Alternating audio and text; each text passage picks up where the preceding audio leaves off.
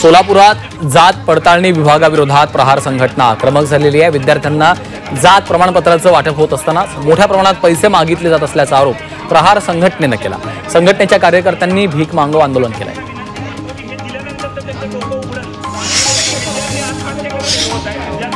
अकोल्यात काँग्रेसला मोठा धक्का बसलाय। 2024च्या लोकसभा निवडणुकीचे काँग्रेस उमेदवार डॉक्टर अभय पाटील यांनी प्राथमिक सदस्य पदाचा राजीनामा दिला। पाटलांनी सध्या लेखी स्वरूपात आपला राजीनामा दिला नसला तरी त्यांच्या अधिकृत फेसबुक अकाउंटवर राजीनामा दिल्याचं म्हटलंय।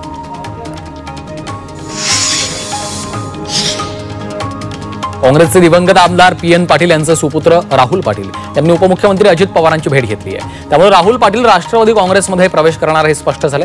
तर राहुल पाटील यांच्यासह करवीर तालुक्यातील काँग्रेसचा मोठा गट अजित पवारांच्या राष्ट्रवादीत जाणार आहे।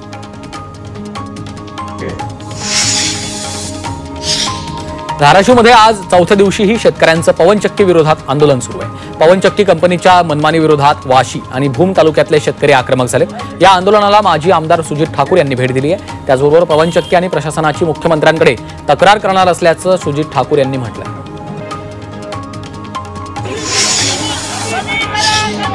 नवी मुंबई महानगरपालिका आणि सिडको विरोधात भव्य मोर्चा काढण्यात आला। गरजेपोटी घरं आणि LIG मधील घरं नियमित करावीत, तसंच सिडकोनं बांधलेल्या घरांच्या किमती कमी कराव्यात या प्रमुख मागण्यांसाठी मोर्चा काढण्यात आला।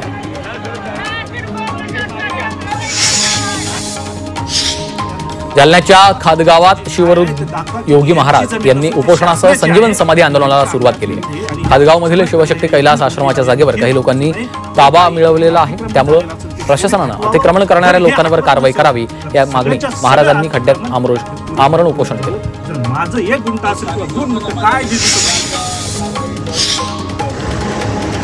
लोणावळा खंडाळा एक्झिट पॉइंटवर महामार्ग स्थानिकांनी ठिय्या आंदोलन केले आहे। खंडाळा एक्झिट पॉइंटवर पर्यटकांच्या वाहनाची तपासणी, PUC तपासणीच्या नावाखाली गैरवर्तन तसंच सीटबेल्ट नसल्यास पूर्वीच दंड आकारला जातो। दरम्यान या पोलिसांच्या मनमानी कारभाराविरोधात आंदोलन करण्यात आले। सोलापुरातील सहाय्यक कामगार आयुक्त कार्यालयासमोर बांधकाम कामगारांनी आंदोलन केलंय। अक्कलकोट विभागाचे भांडी वाटप ठेकेदाराचा ठेका रद्द करावा या मागणीसाठी आंदोलन करण्यात आले। यावेळी कामगार आत्मदहन करत असताना पोलिसांनी तत्परता दाखवल्यामुळे अनर्थ टळला।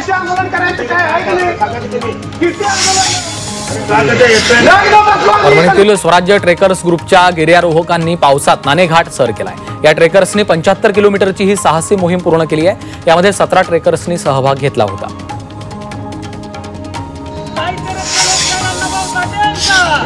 साताऱ्यातील वाटेगाव ते पुण्याकडे साहित्य क्रांती ज्योत दिंडी काढण्यात आली आहे। साहित्यरत्न लोकशाहीर अण्णाभाऊ साठे यांना या शताब्दी वर्ष मरणोत्तर भारतरत्न पुरस्काराने सन्मानित करावं या मागणीसाठी दिंडी काढली। तसंच भारतरत्न न मिळाल्यास अर्धनग्न मोर्चा काढण्याचा इशारा दिला।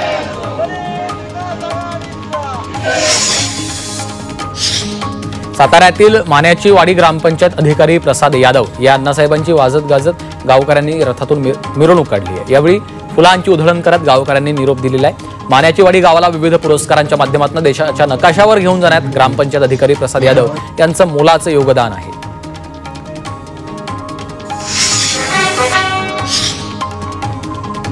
सांगली पोलीस दलामधील लुसी या कुत्र्याचा हृदयविकाराच्या धक्क्याने मृत्यू झालाय।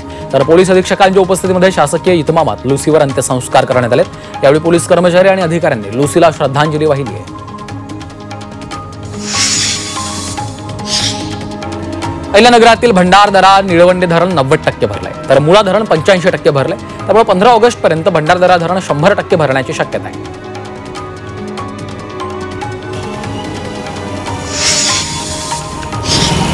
भिवंडीमधील डॉक्टर APJ अब्दुल कलाम उड्डाण पुलालगत मोठ्या प्रमाणात वाहतूक कोंडी होत होती। वाहतूक कोंडी सोडवण्यासाठी वाहतूक पोलिसांनी बागे फिरदौस रस्त्यावर बॅरिगेड्स लावून रस्ता वाहतुकीसाठी बंद केला। त्यामुळे या ठिकाणची वाहतूक सुरळीत झाली आहे। भिवंडी महानगरपालिकेनं अति धोकादायक इमारतींवर तोडक कारवाई करायला सुरुवात केली। या कारवाईमध्ये नळ जोडणी आणि विद्युत मीटर जोडण्या काढून इमारती जमीनदोस्त केल्यात। दरम्यान अति धोकादायक इमारतींविरोधात कारवाई सुरूच राहील असं पालिका अधिकाऱ्यांनी सांगितलं।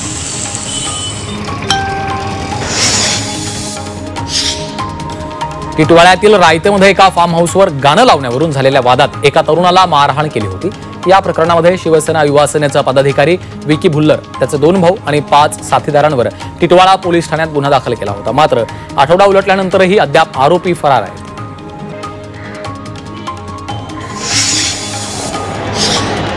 नांदेड शहरातील रेल्वे स्टेशन परिसरातून दोघांनी एका तरुणीचं अपहरण केलं. दरम्यान काही तासात पोलिसांनी तरुणीची सुखरूप सुटका करून आरोपींना अटक केली आहे. तर ज्या ठिकाणांवरून तरुणीचं अपहरण केलं होतं त्याच भागात पोलिसांनी आरोपींची धिंड काढली.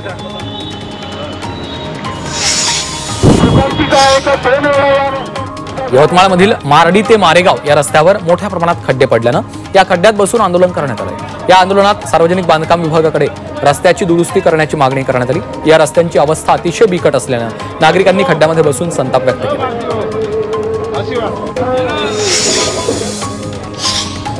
बीडमधील जिल्हाधिकारी कचेरी समोर भर रस्त्यावर पती पत्नीने एकमेकांना मारहाण केली. या मारहाणीचा व्हिडिओ परिसरातल्या काही नागरिकांनी कॅमेऱ्यात चित्रित केला. त्यामुळे हा व्हिडिओ व्हायरल झाला असून पती पत्नीच्या मारहाणीची चर्चा रंगली आहे.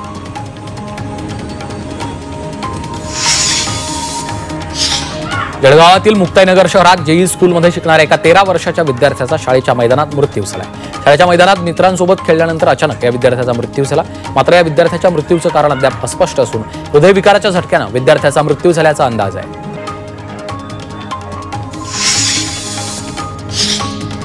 नाशिकच्या जेल रोड भागात दिवसा ढवळ्यात दरोडा टाकण्यात आला. एसी रिपेअरिंग करण्याच्या बहाण्यानं 2 इसमांनी एका घरात प्रवेश केला. त्यावेळी या दोघांनी घरात सोनं आणि पैशाची विचारणा केली. मात्र आमच्या घरात काही मिळणार नाही असं घरातल्या नागरिकांनी म्हटल्यावर त्यांना मारहाण केली. या घटनेमुळे परिसरात भीतीचं वातावरण निर्माण झालंय. साताऱ्याच्या कराडमधील तासवडे टोलनाका परिसरात एसटी बसमध्ये एका व्यक्तीला मारहाण करत त्याची बॅग 7 चोरट्यांनी पळवून नेली. या बॅगमध्ये 35,000 रुपये आणि सोन्याचे दागिने होते. या प्रकरणामध्ये गुन्हा दाखल करण्याची प्रक्रिया सुरू आहे.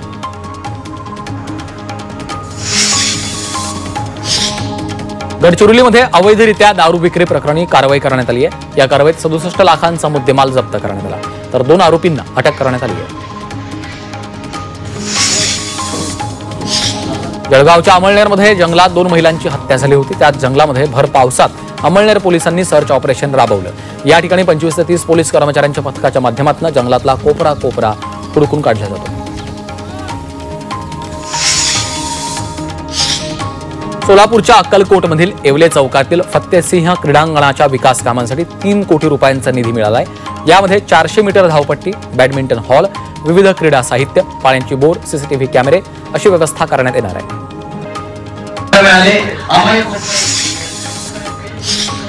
सय्यारा या हिंदी सिनेमामुळे मराठी सिनेमा एरे एरे पैसा 3चे शो कमी करण्यात आले होते. या विरोधात मनसेनं या सिनेमाचा विशेष शो आयोजित केला होता. यावेळी मनसेचे अनेक पदाधिकारी आणि कार्यकर्त्यांनी गर्दी केली.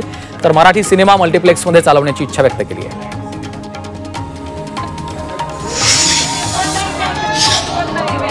लाडकी बहीण योजनेचा नियमबाह्य फायदा घेणाऱ्या सरकारी सेवेतल्या महिला कर्मचाऱ्यांवर कारवाई केली जाणार आहे. सामान्य प्रशासन विभागानं त्याबाबत संबंधित विभागांना बुधवारी आदेश दिले. आता कशा पद्धतीनं कारवाई होणार याबाबत उत्सुकता आहे. लाडकी बहीण योजनेचा गैरफायदा 9,526 महिला सरकारी कर्मचाऱ्यांनी घेतला.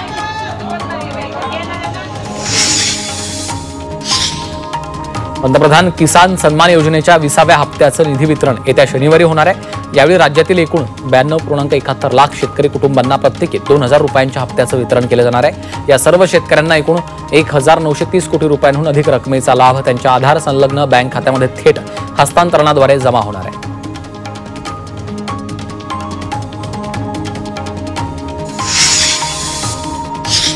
एकनाथ शिंदे दिल्ली दौऱ्यावर असतानाच मुख्यमंत्री फडणवीसांनी रात्री राजभवनात जाऊन राज्यपाल CP राधाकृष्णन यांची भेट घेतली.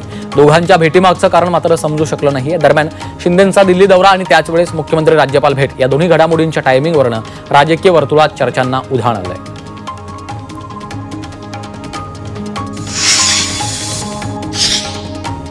अजिंठा नागरी सहकारी बँकेत 2006 ते ऑगस्ट 2023 या कालावधीत 97.41 कोटींचा अपहार झाला होता. या प्रकरणी अटकेत असलेल्या माजी आमदार सुभाष झांबड यांचा जामीन अर्ज औरंगाबाद खंडपीठानं फेटाळलाय. रिझर्व्ह बँकेच्या निर्देशावरनं विशेष लेखापरीक्षक सहकारी बँक यांनी क्रांती चौक ठाण्यामध्ये झांबड यांच्यासह इतरांवर गुन्हा दाखल केला. या प्रकरणात 36 जणांच्या बोगस ठेवी दाखवून बोगस कर्ज वितरित केल्याचा आरोप आहे.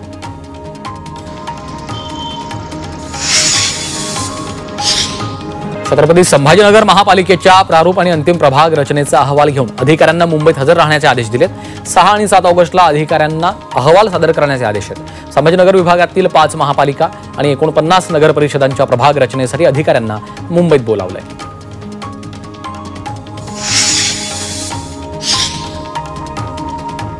मुंबई विमानतळावरून 8 कोटी रुपयांचे ड्रग्ज जप्त करण्यात आले. बँकॉकवरून आलेल्या प्रवाशाकडनं तब्बल 2 किलो हायड्रोपोनिक गांजा जप्त केला.